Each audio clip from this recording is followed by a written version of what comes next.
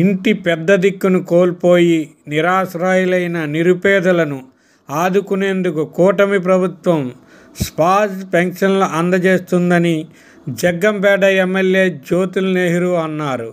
కాకినాడ జిల్లా కిర్లంపూడి మండల పరిషత్ కార్యాలయంలో ఎంపీపీ తోట రవి అధ్యక్షతన ఎంపీడీఓ బి హరికృష్ణ పర్యవేక్షణలో జరిగిన స్పాజ్ పెన్షన్ల పంపిణీ కార్యక్రమంలో ఎమ్మెల్యే జ్యోతుల్ నెహ్రూ ముఖ్య అతిథిగా పాల్గొని మండలంలో 191 మంది లబ్ధిదారులకు పెన్షన్లు అందజేశారు.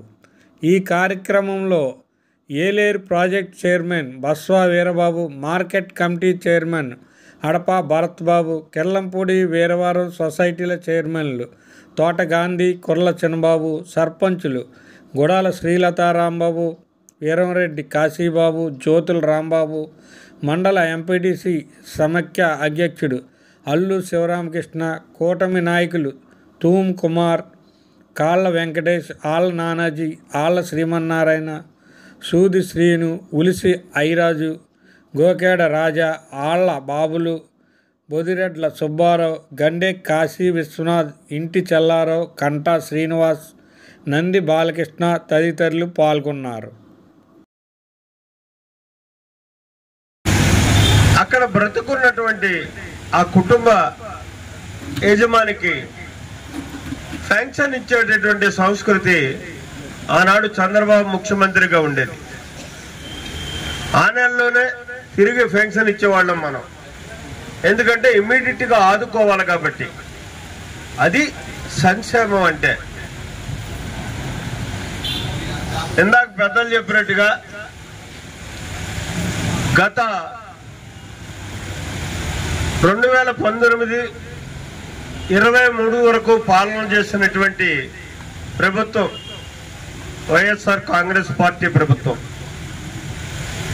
ఎప్పుడూ నోరు మైక్ పట్టుకున్నా సరే బాగా ఊదినట్టు సంక్షేమం సంక్షేమం సంక్షేమం సంక్షేమం అనేది.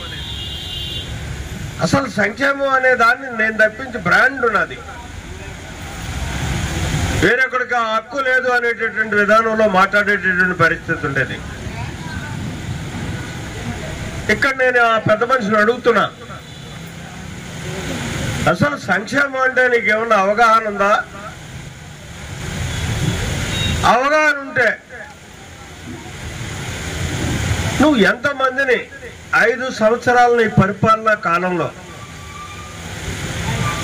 శాశ్వత సంక్షేమాన్ని ఇచ్చి నీ మీద కానీ నా మీద కానీ ఆధారపడకుండా జీవించడానికి అవకాశం కల్పించావు. ఆ లెక్కలు ఏమైనా ఇప్పుడైనా చెప్పగలదువా?